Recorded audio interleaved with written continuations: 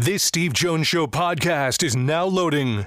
The Steve Jones Show podcast is presented by Sunbury Motor Company, Purdy Insurance, Brewers Outlet, and NIL Game Changers.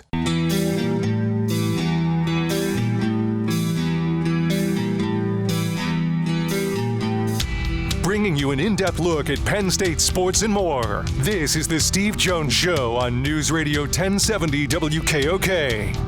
The Steve Jones Show is presented by Purdy Insurance, Brewers Outlet, NIL Game Changers, and Sunbury Motor Company. Now from the Sunbury Motor Studio, here's Steve Jones. And this half hour being brought to you by our good friends at NIL Game Changers, your ultimate destination for name, image, and likeness opportunities. Business, athletes, they'll take care of you. Go to NILGameChangers.org to begin your journey today. And we start out in our journey with Jerry Dulac, my good friend. It is always great to hear you on the other side. I hope the golf game's going well. Well, Steve, good afternoon. Always good being with you, my friend. And sadly, once training camp starts, the golf game slows down a little bit. So that doesn't mean it stopped. It just means it's slowed down. And that's exactly what's happened to me.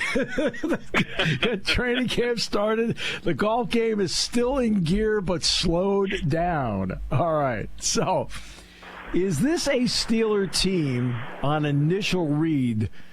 You know, and I realize the teams playing cover two, it comes into play, but is this a team that's going to have to be an 8, 9, 10 play, 75-yard drive team and not a big play team? Well, I think they're hoping to change that, Steve, because that was one of the problems last year. They weren't a quick strike team, and it was one of the reasons, and that was evidenced by the fact Kenny Pickett threw only 13 touchdowns. I mean, in 2 seasons, Russell Wilson threw 26 last year. So that's what they're hoping to change. They're hoping to be able to strike quicker through the air. And George Pickens, he might be as big a big play receiver as there is in the NFL. I mean, the catches this guy makes, I was just saying yesterday, he makes the routine play look spectacular and the spectacular play look easy. And it's just day after day at training camp. I mean, he's just wowing the crowd with these catches. And I think what he is able to bring to this offense with a quarterback who knows how to attack, obviously that was one of the things they want to change and hoping to change. And we're going to find out. We're going to find out if, in fact, that's the case. I like the hire of Arthur Smith. I thought he was perfect. Me too. For the way they're built and the way they want to play. And, again, we're going to see, but obviously it has to be much better than what we saw last year. And they just struggled to score points, and they were just so inefficient on offense. And I'm with you on Arthur Smith. I thought that was a great hire. But I want to get to Russell Wilson for a moment. When he was in Seattle, especially earlier in his career, like most younger players, he could really move. And his ability to make a play, running with the football was big. I know he wears a flak jacket, but it looked like in Denver, to me, that he looked heavier and slower, right? You now get to see him on an everyday basis. How does he just physically look to you? Well, I'm with you on that. The younger Russell Wilson, the way he could move around and, elude tacklers and extend rushers and extend plays. I mean, he looked like Fran Tarkenton in his day. Yeah. And for that reason, 2-3 years ago, right when he was in Seattle, at the end of his career in Seattle, I've always said if I had to pick one quarterback to take me on a minute-and-a-half drive to win the game, I might pick Russell Wilson. Mm-hmm. For all the different ways he could beat you, including throwing deep because he's so accurate as a deep passer. Yes, he is thicker. And look, he's going to be 36 in November. So, yeah, he's slowed down. It's kind of like Ben. When you watch a young Ben Roethlisberger and then you watch a 37-year-old Ben Roethlisberger, they were two different players. Right. But they have that innate ability to make guys miss and to extend plays. He's just not as fast as he used to be. The people in Denver told me that where he got into trouble last year is when he did that, is when he tried to extend plays and use his feet. And they said he's better off, with a 2 to 3 second guy. Well, 2.5. Snap, look, get rid of him. Obviously he's very good with his progressions and all that. But I don't think, and I see no evidence of this, I don't think they want him back there creating plays, running around. Well, look, if he has to, okay. But I don't think that's not in their blueprint. And I think they want Russ to be, whether drop back or out of the shotgun. And I think they want to go more. I think they want to go more under center to take advantage of play action in their running game. But I don't think. I think Russ's where he's going to be utilized best is in a quicker passing game and taking those shots down the field. I also think there's a strong possibility that the offensive line he operates behind in Pittsburgh is going to be better than the one he had in Denver, especially with the moves they made with the draft and so forth. What's your opinion on that, Jerry? I don't think there's any question, Steve. You look at the attention that they paid to the offensive line the past 2 years, signing Isaac Seumalo and Nate Herbig in free agency, drafting Broderick Jones, number 1. And then this year, drafting Troy Fautanu, number 1, Zach Frazier, number 2, and Mason McCormick, with their 5th pick in the 4th round. To add 6 guys like that, all those young guys who they're thrilled with, there is no question. When Andy Weidel came in as the assistant GM, and he came from the Eagles, he was their vice president of player personnel. It was told to me by one of their people at the time that what Andy will do is attack the lines of scrimmage. And he did it with the offensive line. His next chore for the next 2 years is to spend the same amount of attention, devote the same amount of attention on the defensive line because it needs it. So, yeah, I don't think there's any doubt when you look at their offensive line, and not only the starters but the depth, because the depth right now is the young people right now. A lot of teams have a hard time finding a number 1 offensive line, let alone depth. And the Steelers have stocked themselves very well, positioned themselves very well on the line. And, yeah, I think it's going to be a big plus for them, no question. How do you view the secondary on this team in this camp right now? Well, I think when they weakened their wide receiver position when they traded Deontay Johnson, but they knew they weren't going to keep him. But by weakening that position, by taking away a productive number 2 receiver, they strengthened their cornerback position. Now, I'm not going to sit here and tell you Dante Jackson is a Pro Bowler, but Dante Jackson is an improvement over what they had, and he's brought a lot of speed to the secondary. Now you pair him with Joey Porter Jr. in his second year, and now maybe you have something. So they went out and they got Deshaun Elliott in free agency as well. They added speed there and a thumper, and they improved that strong safety position. Of course, Minkah Fitzpatrick's Minkah Fitzpatrick. And so they've made attempts to improve it. It wasn't a horrible weakness last year, but it certainly wasn't a strength.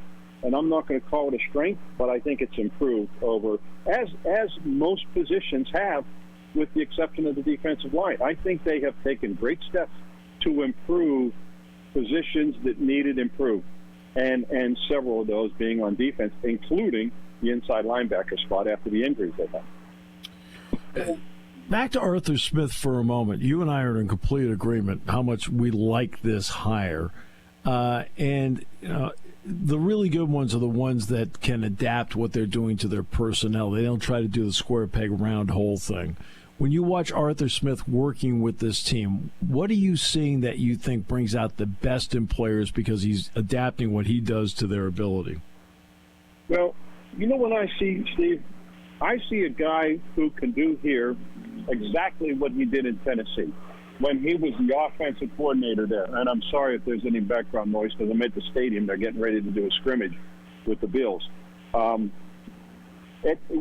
Tennessee, you look, he was 2 years he was the offensive coordinator. Derrick Henry had the best 2 years, 1,500 yards, 2,000 yards.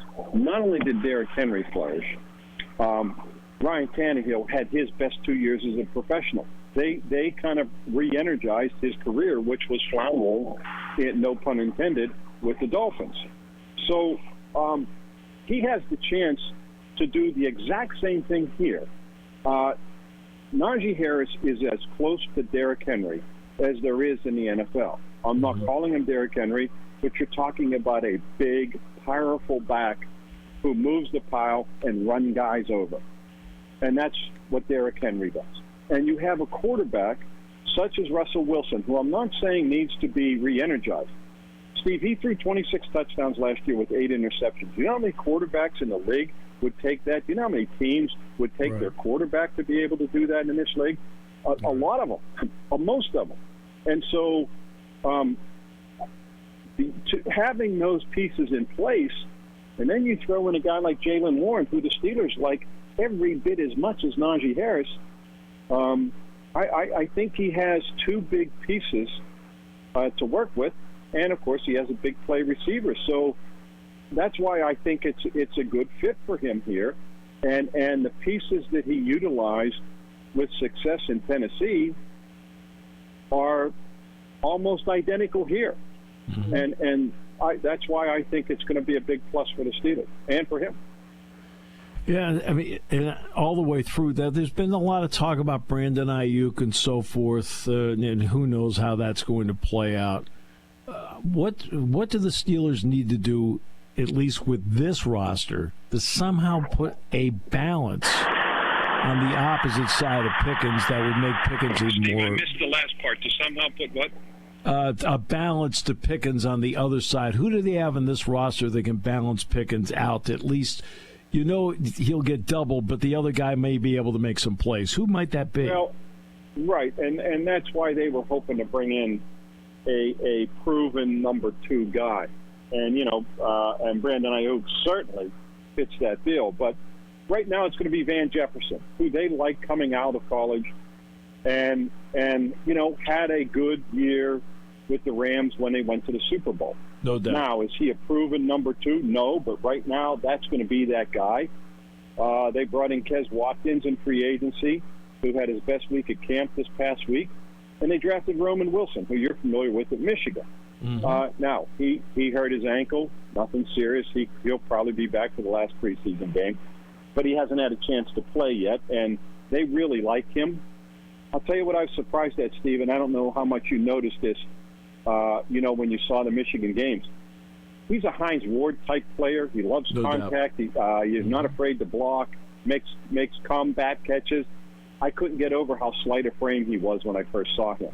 To me, when I saw him the first day of camp, I didn't even know he was one of the players. I thought it might have been one of the helpers or something. But they like this kid.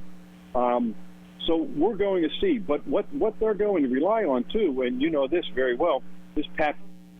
And so, Arthur Smith's background is as a tight end coach.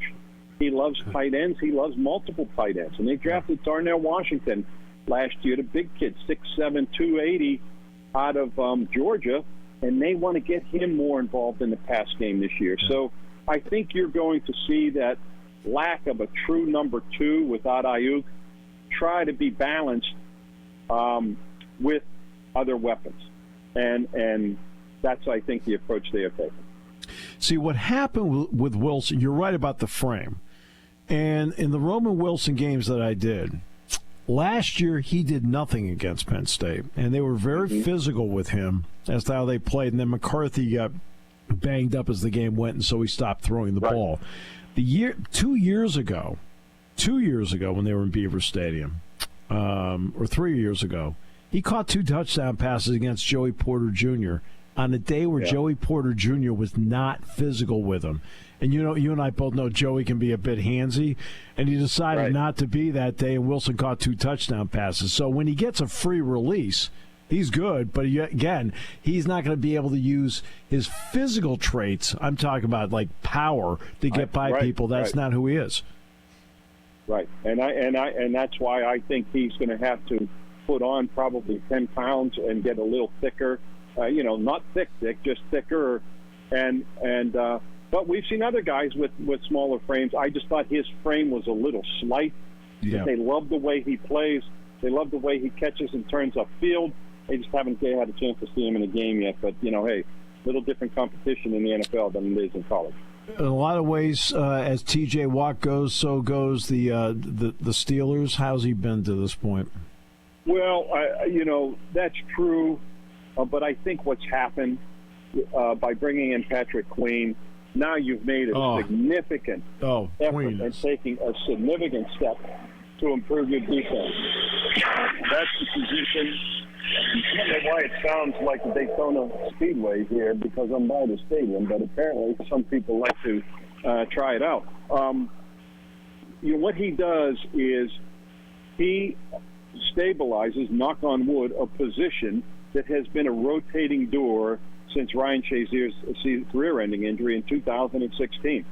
I mean, Steve, they've just kept bringing in players year after year after year, and, this time they signed one of the biggest players in free agency, and they gave one of the biggest free agent contract they've ever given when they signed Patrick Queen. And that is as big a step as the team made. It's right up there with bringing in Russell Wilson. And so that makes them better across that linebacker crew. And, Landon Roberts was a surprise last year, but he was the last man standing after Cole Holcomb and Quan Alexander got hurt. And he was like the heartbeat of that defense. He's a thumper.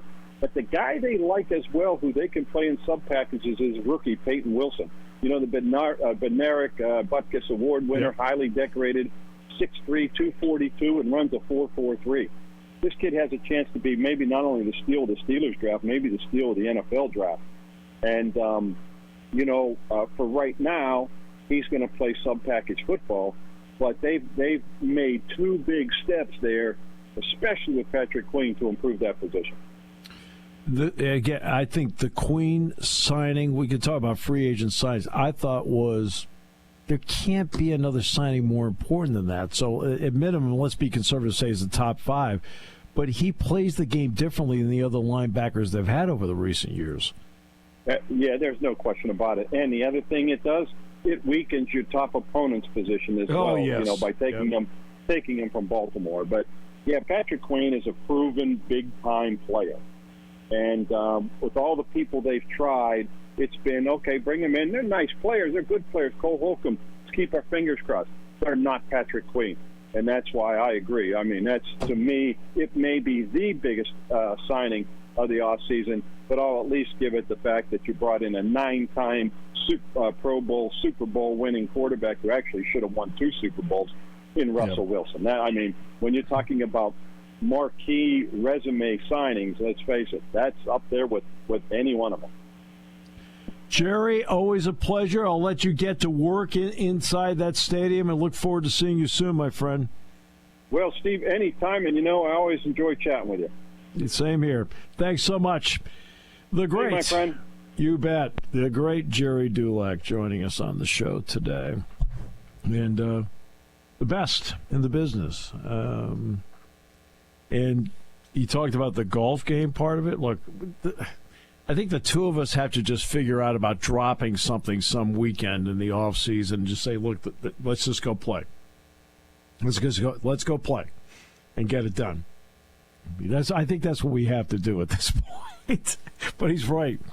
You get to camp.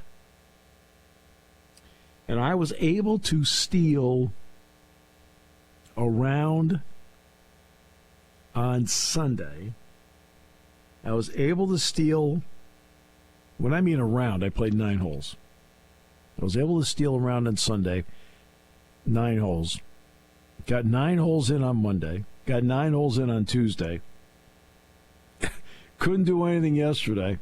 Can't do anything tonight. Won't be able to do anything tomorrow. Maybe on the weekend. We'll see about maybe getting another 9 holes in somewhere. But right now, when you get to this time of the season, it's just a little hit or miss when it comes to hitting the little ball around the course in terms of finding the time to do it. I will find some time because the exercise is good and I'm enjoying the game more than ever. But Jerry is right. He had training camp, and it's hard for him to get in a round in training camp, just like Penn State's in training camp. Can't get it around. Believe it or not, Mondays. I won't be able to do it Labor Day because I've got a baseball game. But Mondays will be the day during the regular season I'll be able to get in there because that's the off day. It's so, like, as soon as this show's over, gone. This half hour brought to you by NIL Game Changers, your ultimate destination for name, image, and likeness opportunities. Business, athletes, they'll do whatever they can to help you. Start your journey today at nilgamechangers.org. Here on News Radio 1070 WKOK. Sunbury Motors Hyundai is 43 new Hyundais away from their all-time sales record through August. With 134 new Hyundais to choose from, plus deep discounts and low interest rates, SMC is going to break this record. Sunbury Motors has 48 2024 Tucsons available, starting at $32,568, or get 1.99% financing for 60 months. Looking for the most versatile compact truck on the planet? Take up to $3,000 off the 2024 Santa Cruz. The Santa Cruz starts at $31,247, and there's 16 in stock. Here you go, car buyers. SMC has 11 2024 Elantras with 1.99% financing for 60 months, and Elantras start at just $22,960. If you want to have a fun day, you have to buy a Hyundai. We're breaking the record in August with 43 new Hyundai sold. Hurry in to Sunbury Motors Hyundai in the North 4th Street Auto Plaza, Sunbury. Hi, this is Season. For over 100 years, the Purdy Insurance Agency has been protecting families and businesses of the greater Susquehanna Valley and beyond. With the experience of our trained and knowledgeable staff, you can rest assured that your needs will be evaluated and met by some of the industry's best representatives. No matter what your insurance needs are, call Purdy Insurance today at 570-286-5855. Visit our website at purdyinsurance.com or check us out on Facebook to see what we can do for you.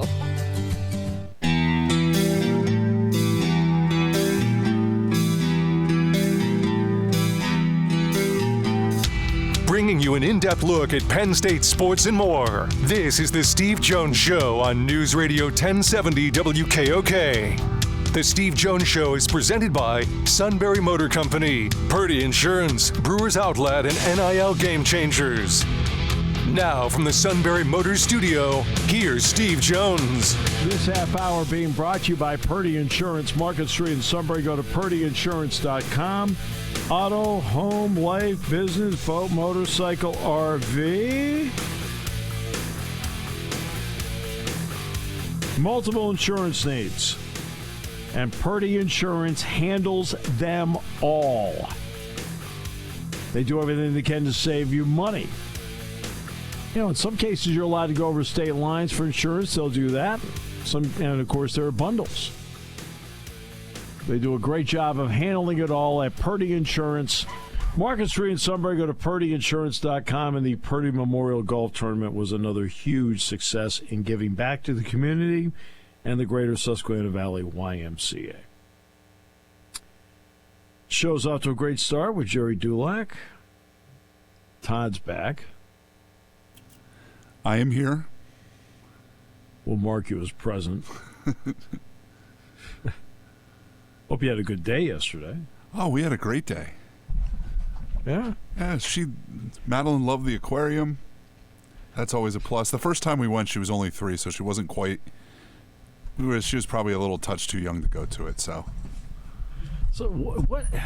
I've been to the New England Aquarium in Boston, and it's a big circle where the deeper you go, the different types of sea life that you end up seeing. Is that the same thing in Baltimore? Well, kind of. You kind of start out, and there's a big pool where they have a variety of sharks and stuff like that to check out. And then, sharks! Oh, perfect! Oh, you must have felt like you were at the staff meeting. and then you go around. It goes by levels of the sea, and they've also added. They built like a rainforest thing at the top of the museum, so they have some animals other than fish and stuff there. There's some birds up there. There's a sloth, nice, if you can find it. It's like Did you find the sloth? I did, but it was hiding. I live my life like a sloth, so the sloth is my favorite animal. That just was cruel. That's just, I mean, really, self-deprecation, cruel. Hey, if all I had to do was hang out in the tree all day, I'd be pretty happy. You work all the time. What are you talking about? Hey, I'm on vacation this week. I'm going to enjoy it. My work is going to be 2 hours a day with you, and that's about it. Is it next week or this week? Starting yesterday, actually. I'm just off Wednesday to Wednesday. How about that? Oh, good. You earned it. Well, it's one of those things where take it now because the next available time is probably December. Yeah, what were Jerry and I talking about? Yep, golf. I mean, golf, right? And the inability to play every day. Yeah. I mean, I wouldn't mind going. It's a beautiful day here today, but I got I've got 13 of the next 15 days. I have baseball. I have a couple Mondays off, and it turns out those Mondays coincide with football not practicing too. So on the next 2 Mondays, don't bother looking for me after the show. Well, we won't have to look for you. We'll know where you're at. You don't know which course. Well, that's true, too. How about we know where to start our investigative work? How's that? Yeah, you could. Yeah, you could do that, sure. Yeah. Now, this is August 15th, and this is the day that ACC schools would have to inform the conference that they will not be a part of the conference next year. If you do not inform the conference office, then it is automatic that you are in for the 25-26 season. Now, we brought this up last year. We brought it up the year before. And each time, the same thing has happened. Nothing. Which meant Florida State was committed to another year. Clemson was committed to another year. And today is going to come and go without anything happening as well. It just is the way it is. I think the key for them is they want to play out the entire lawsuit, and they're not going to worry about informing them about leaving. But but this is the magic day. I mean, and we would have known before today that they were leaving today as well. That they wouldn't have been able to keep that under wraps. Right.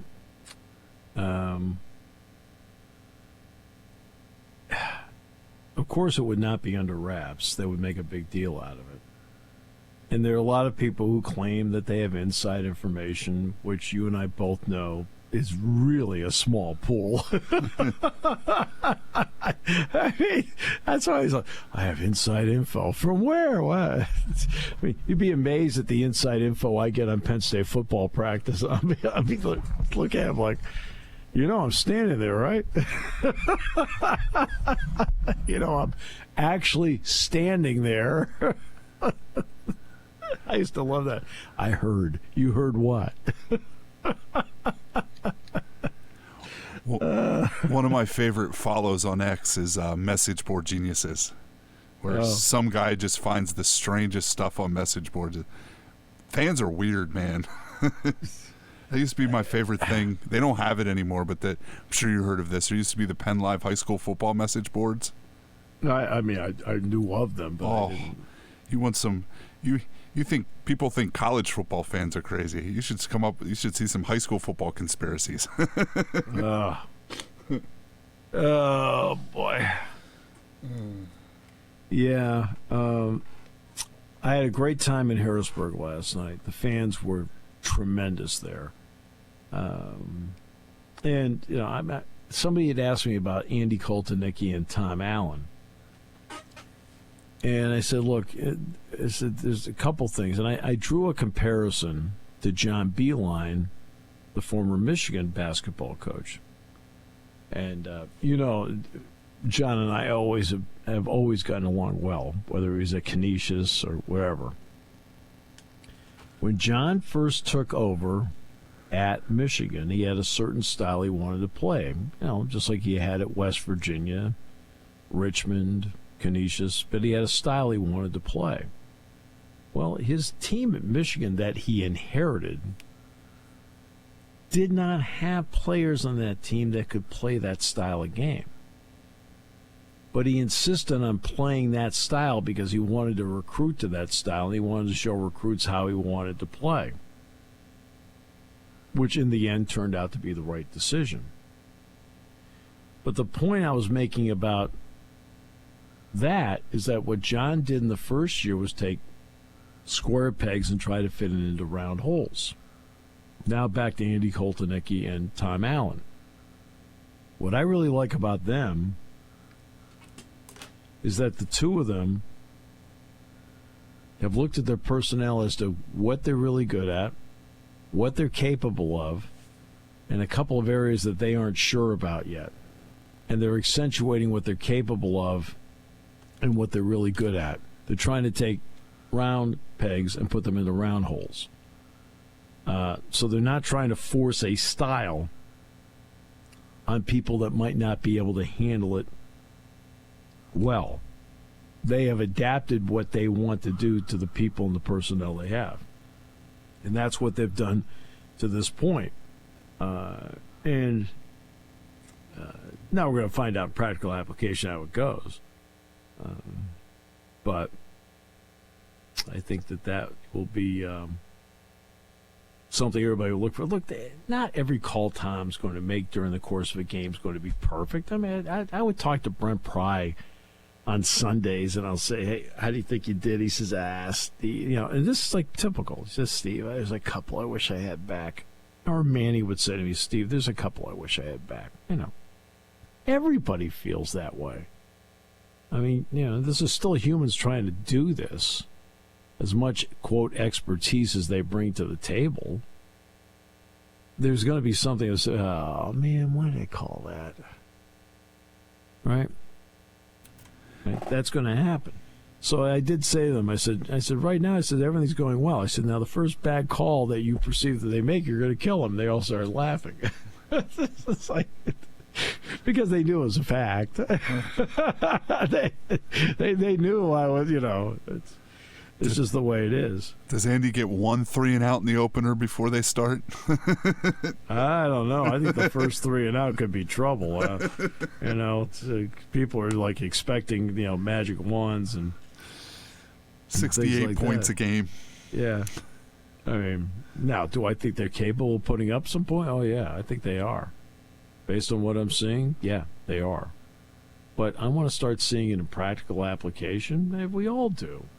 That's, you know, it's one thing.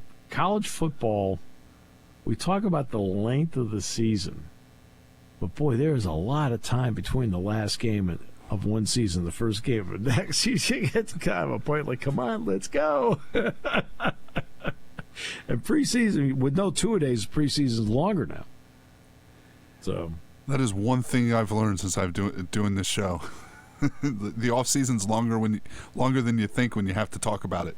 Yeah, it is. Okay, now there's this. So, again, Clemson and Florida State, they're not going to hand in any paperwork today.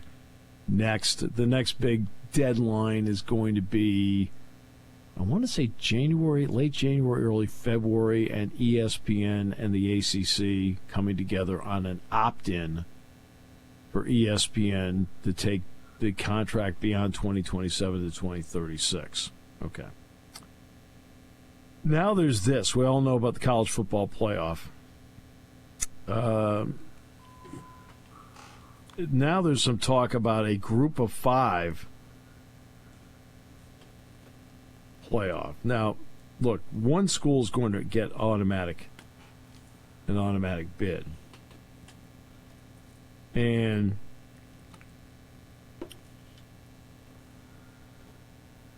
the group of 5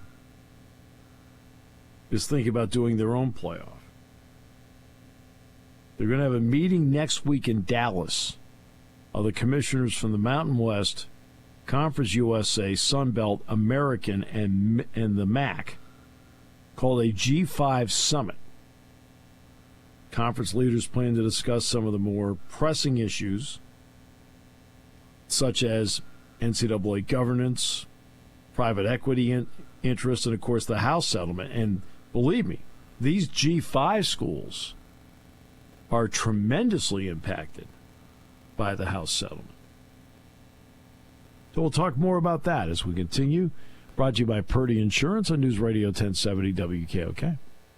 Party time, game time, or just fun time. Doesn't matter what time it is because it's Brewers Outlet time. The beverage supermarket has the area's largest beer selection. Imports, microbrews, ciders, and domestics. Pick from over 100 ice-cold 12-packs and dozens of 24-ounce singles. Soda, snacks, hot sauces, fresh roasted peanuts. Make it one-stop party shopping, and don't forget the pickle bar. So whatever you're celebrating or just doing it up, Brewers Outlet, Reagan Street, Sunbury wants to see you. And thank you for your years of patronage. You want your young athlete to get the most out of life and NIL. You need a roadmap, a strategic approach. NIL Game Changers help student athletes earn while they learn in their collegiate journey. Driven by former student athletes and coaches who work as NIL sports agents and content media designers, they'll guide both student and family, starting with high school students looking toward college and those already in college. Get a seasoned team of marketing experts with a background in athletics and coaching. Visit NILGameChangers.org, the ultimate destination for name, image, and likeness opportunities. All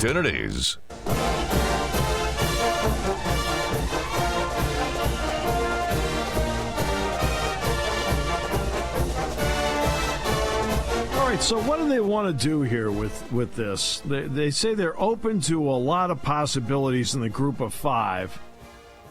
They're trying to generate more television dollars, obviously. They want to provide a secondary championship for any team that is not competing in the college football playoff. They are not interested in relinquishing a spot in the playoff. They want their automatic bid. John Steinbrecher, the commissioner of the MAC, says they're just trying to create more ways for interest and revenue. And they say everything's on the table. Tim Pernetti is now the new American commissioner. Mike Oresko retired. He's up in Idaho now enjoying life. So they want to put all this on the table next week. They say the college football playoff spot, though, is the utmost importance because automatic access gives them millions in revenue distribution. Simple as that. The group of 5 will split about $115 million per year. So that comes out to about $1.5 to $2 million per school. That's not quite the amount they originally expected. They expected more. But it's still going to be a cut of it. They have an 8-year deal with ESPN to televise the expanded college football playoff. But whether it goes from 12 to 14 is irrelevant for the G5 in some ways because 12 to 14 would be more Power 4, 2 more Power 4 teams and not a Group of 5 team. I mean, Group of 5 plays great football. They really do. They play really, really good football. Every once in a while, you get a Boise State to beat an Oklahoma in a Fiesta Bowl. I mean, Liberty had a terrific year last year. Then they got blown up by Oregon, 45-6. But the year before, Tulane was able to beat USC 46-45 in the Cotton Bowl. So, realignment has weakened the Group of 5. There's no question about that. I mean, when you see UCF, Cincinnati, Houston going to the Big 12, you've been weakened. I'm talking about the group of 5 being weakened. And the other part, too, is if you have really good players in the group of 5, how long do you get to keep them? As Jamie Chadwell told Yahoo Sports, he's the head coach at Liberty, he says, look, we're a farm system. He's not wrong. He's not wrong. It is kind of funny they never did get Grayson McCall to transfer until they were able to pay him. Yeah, exactly. Yep.